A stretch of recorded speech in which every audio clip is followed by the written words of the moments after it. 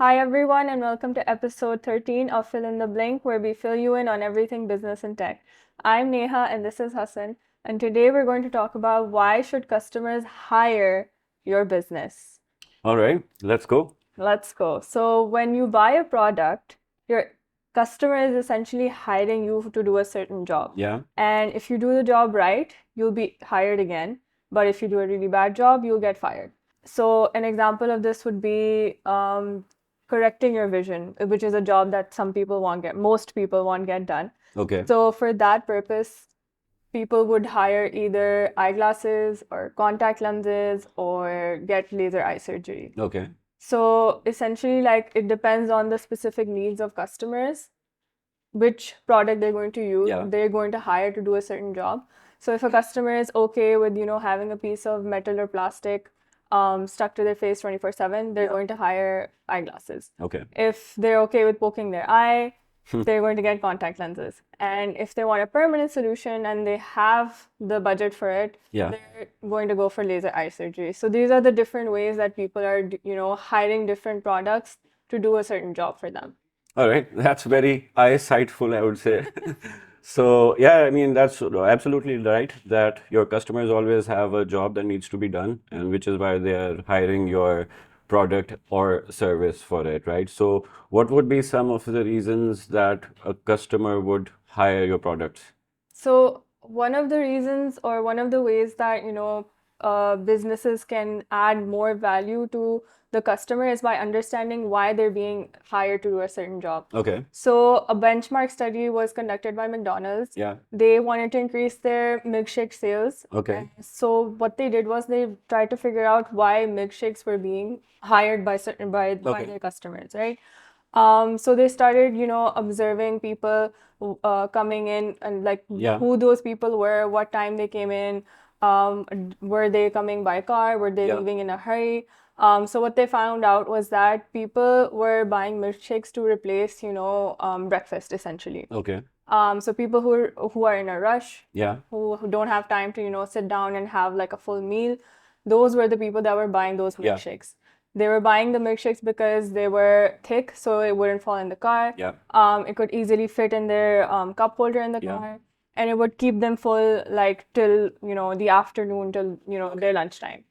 So what McDonald's then did was that they made their milkshakes thicker, longer lasting, and just that is how they essentially added more value to their customers, and that's how they increased the sales. So essentially, more customers kept hiring milkshakes again and again because they improved that product so much. Very interesting. Yeah. Yeah. So Hassan, what Yeah. would you say is the reason why, our customers are hiring Blink All to right. do a certain job? All right.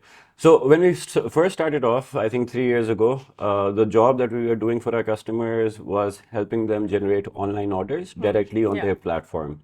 So before us, they were doing this through third-party aggregators. Yeah. But the problem with that was it was very expensive. So aggregators were eating away their margins and they were left with no customer data. So the job that we fulfilled in the early days was getting them online orders and getting them first-party proprietary customer data, which was never available to them before. Yeah. But in the process of doing this job for our customers, we realized that there was another opportunity, that our customers had another pain point that need fulfilling, right? So all this customer data, we started analyzing it, and we came up with ways where we can come up with customer cohorts, make campaigns more efficient for our customers, Right. essentially driving more repeat orders, increasing retention, increasing loyalty. Right. So technically, the second job we started fulfilling for our customers was making their business more scalable, repeatable, and more profitable. And that's also one of the reasons why, our customers keep hiring us again Again and again and again. because we are Exactly. Exactly. And another interesting insight that we have learned over the course of last year is that this is not the end point. There are still a lot more jobs that our customer needs, that our customers need getting fulfilled. One of them is streamlining their operations. So we've recently launched a rider module, which essentially automatically assigns the nearest rider to the nearest branch and optimizes their delivery operations. This has shown great results, and we are now solving, I would say, a third job for our customers, which is like streamlining the operations, making their deliveries more efficient, helping them reduce their cost, and increasing their customer satisfaction. And I think the final job or where we are headed would be essentially merging the online world with the offline world. So for that, we are piloting our point of sale with our kiosks and our on-table ordering, which will essentially compile all the customer data in one place, Yeah. making Blink the one-stop shop for all restaurants to fulfill their online and offline sales needs. So it's really interesting that, first we started off as just an online ordering solution for Yeah, our customers, then we became like a growth engine, then we exactly. became like a way to streamline their operations, and now we're essentially merging all their operations together. Exactly. So the online, offline, in-store experience, so all the Yeah, different, it's basically an omni-channel approach now that we're 100%. and it's interesting because it's sort of an evolution. It's been a journey, Exactly. and we've basically been attuned with what our customers have been wanting and the different jobs that they want Blink to fulfill for them. 100%. And it's, just gone through those different steps along the way. 100%. 100%. So that all makes sense. But Neha, what would you say are some of the pitfalls or some of the precautions that we must keep in mind when we are going out there trying to solve jobs for our customers? So one thing that I've noticed is that different businesses, we have a lot of data on our customers, but Yeah. the biggest mistake that we make is that we focus on the correlations rather than focusing on the causations. Okay. So by reading the data wrong, you're not understanding Yeah. what exactly your product or service is doing to Okay. fulfill a certain job for their customers, right? Yeah.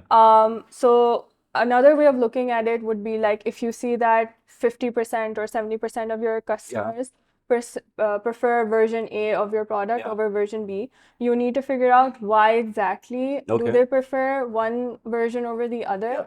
And if you understand that, you'll be able to understand what job you're exactly, fulfilling for your 100%. customers. So a good way of to, fine tune this would be to Yeah. keep talking to your customers. Yeah. Make sure your research team and your account managers are on top of their game. Okay. They keep talking to their customers, see how their needs are evolving.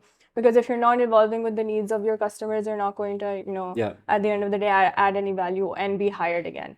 Okay. So at the end of the day, it's really important that, you understand what job specifically you are doing All in right. order to be hired again. Because if you're not doing that job, Yeah. then you're just gonna get fired. Yeah. All right. So that was very insightful. Great learnings. Thank you for sharing that. I think very relevant information for businesses out there who are trying to get hired by different customers. So, like, really enjoyed this, and thank you for sharing this information, Neha. I'm glad I was able to share some insights. All right. I hope to see everybody in the next episode. Thank All right. you.